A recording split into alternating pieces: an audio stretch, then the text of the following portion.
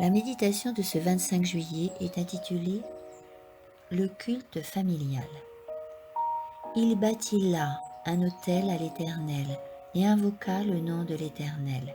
Genèse 12, 8. Abraham, appelé l'ami de Dieu, nous a laissé un noble exemple. Sa vie était une vie de prière. Partout où il dressait ses tentes, on voyait s'élever un autel où il réunissait tout son personnel pour le sacrifice du matin et du soir. Une lumière semblable devrait rayonner des foyers chrétiens. L'amour devrait être manifesté dans chaque acte et dans toutes les relations familiales par la bonté, la courtoisie, l'attention et l'altruisme. Il existe des familles dans lesquelles ces principes sont appliqués, où Dieu est adoré et où le véritable amour règne.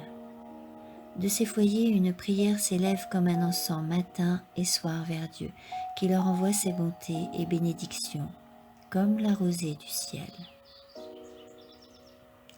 Nous avons besoin de plus de piété. Nous avons besoin de la force et de la grâce qui proviennent de la prière fervente. Nous devrions prier davantage pour nous fortifier spirituellement. La prière n'abaisse pas Dieu à nous, mais elle nous élève vers lui. Elle nous fait prendre conscience de nos grands besoins et par conséquent de notre dépendance vis-à-vis de Dieu. Elle nous fait ressentir notre faiblesse et notre indignité. La prière est la condition qui nous permet de recevoir les riches bénédictions de Dieu. Chaque matin, parents, offrez-vous à Dieu, vous et votre famille, pour la journée. Ne faites pas de calcul en vue des mois et des années à venir. Il ne vous appartient pas. Il ne vous est donné qu'une brève journée. Vivez-en chaque heure pour le Maître, comme si c'était votre dernier jour ici-bas.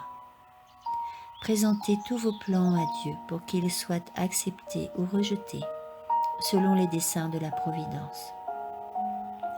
Acceptez les plans divins au lieu de vos propres désirs, même si cette acceptation comporte l'abandon des projets qui vous sont chers. Ainsi, votre vie sera de plus en plus façonnée par l'exemple divin, et la paix de Dieu qui surpasse toute intelligence gardera vos cœurs en Jésus-Christ. Amen.